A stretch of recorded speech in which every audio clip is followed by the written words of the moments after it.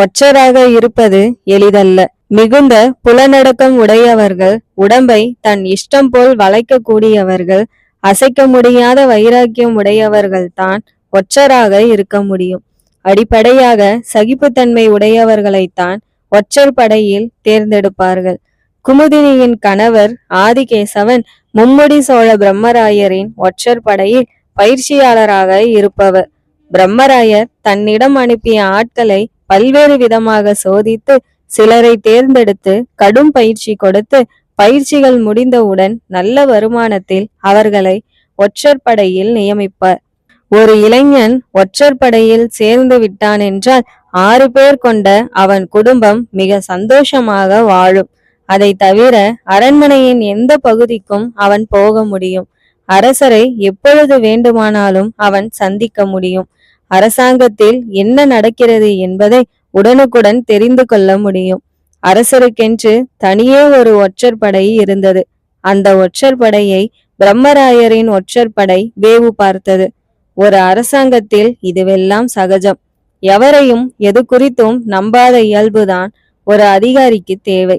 இதை தெளிவாக வளர்த்து கொண்டு வெளியே சொல்லாமல் உள்ளுக்குள்ளேயே சந்தேக கண்ணோடு பார்க்கின்ற அதிகாரி தான் சிறப்பாக செயல்பட முடியும். வெளியே நம்புவது போல் நடித்து பின்னே வேவு பார்ப்பது என்பது வழக்கமாக பரம்பரையாக எல்லா காலகட்டத்து அரசியலிலும் நடக்கும் செயல். 2-3 முறை பிரம்மராயரின் ஒற்றர்கள் அரசரின் மெய்காப்பாளர்களால் கையும் களவுமாக பிடிக்கப்பட்டு இருக்கிறார்கள். ஆனால் அதில் பிரம்மராயர் தலையிட்டு நான் தான் அனுப்பினேன் என்று ஒரு வார்த்தை சொன்னால் மறுபேச்சில்லாமல் அவனை விடுவித்து விடுவார்கள். அரசர் கூட இது குறித்து கேள்வி கேட்பதில்லை. எப்போதேனும் விளையாட்டாக அரசர் பிரம்மராயரை கேலி செய்வது உண்டு. எல்லாம் ஆயத்தமாக இருக்கிறதா, நான் பயணத்திற்கு கிளம்பலாமா என்று பிரம்மராயரை ராஜராஜர் கேட்பார்.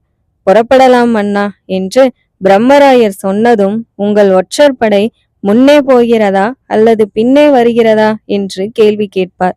ஒற்றர் படை உங்களோடு வருகிறது அரசே என்று கண் சிமிட்டியபடி பிரம்மராயர் பதில் சொல்வார். நல்ல வேளை, என் சேனாதிபதிகளை ஒற்றர்கள் என்று இப்போது சொல்லிக் கொண்டிருக்கிறீர். நாளை என் மனைவியர்களையும் ஒற்றர் என்று சொல்வீர்.